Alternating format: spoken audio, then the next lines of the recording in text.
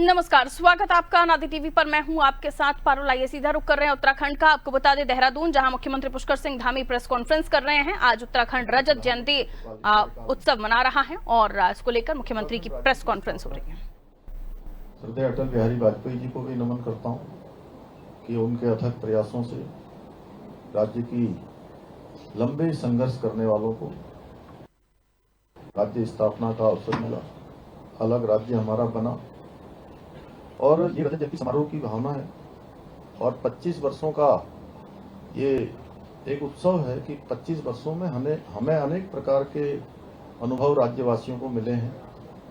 राज्य आगे बढ़ा है, अनेक अनुभव लेकर हम और आगे बढ़ेंगे। उसमें हमारा राज्य का हर एक जनगण मन उसमें सहभागी बने और जो हमारे गंतव्य तक की यात्रा है उस गंतव्य की यात्रा का साथी बने, सहयात्री बने। और यह अवसर हमारे सामने, चूंकि आदरणीय प्रधानमंत्री जी ने 2047 का विकसित भारत का संकल्प सभी देशवासियों के सामने रखा है, आत्मनिर्भर भारत का संकल्प हम सबके सामने रखा है। और जहां हम 2025 में 25 साल पूरे कर रहे हैं और 2050 और इसके ठीक 25 साल बाद हम राज्य का गोल्डन जुबली ईयर मनाएंगे, यानी कि स्वर्ण जयंती वर्ष हमारा होगा 2047 के ठीक 3 वर्षों बाद।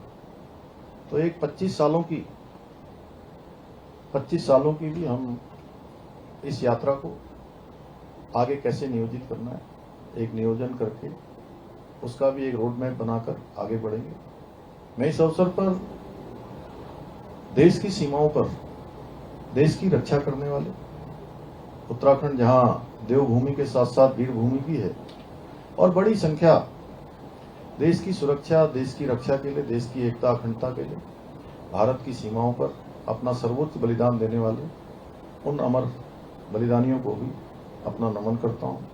राज्य निर्माण के लिए लंबी शहादत, जिनके संघर्ष, उनके कारण से हमको राज्य मिला, राज्य की स्थापना हुई, ऐसे राज्य के अमर बलिदानियों को, जिन्होंने राज्य निर्माण के आंदोलन में अपना बलिदान दिया, उनको भी नमन करता हूँ। राज्य के आंदोलनकारियों को, जिन्होंने एक लंबा संघर्ष किया, उन सभी को भी मैं नमन करता हूँ।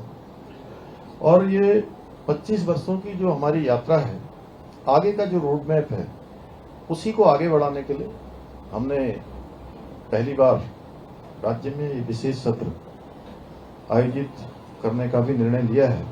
और यह हमारे लिए बहुत खुशी की बात है कि इस विशेष सत्र में हमको 3 तारीख को माननीय राष्ट्रपति महोदया का भी संबोधन मिलने वाला है और विशेष रूप से वो हमारे सत्र को संबोधित करेंगे।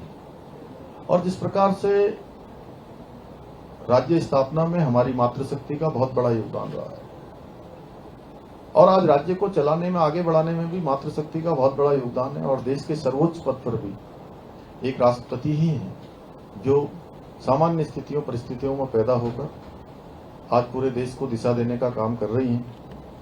उनका हमारे राज्य की विधानसभा को संबोधित करना हम सभी के लिए, राज्यवासियों के लिए एक बहुत सम्मान का विषय है।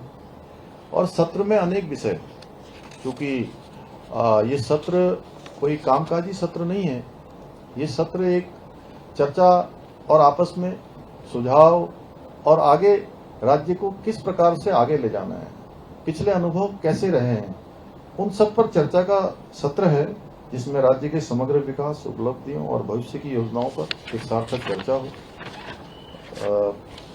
और इसके लिए अभी रजत जयंती समारोह का एक कैलेंडर बनाया गया है, जिसमें आज 1 नवंबर से विधिवत रूप से, आज बड़ी एकादशी भी है, बड़ा शुभ दिन है। और आज से 1 नवंबर से विकास बग्वाल भी है, दीपावली, बूढ़ी दीपावली भी है। आज से लेकर 11 नवंबर तक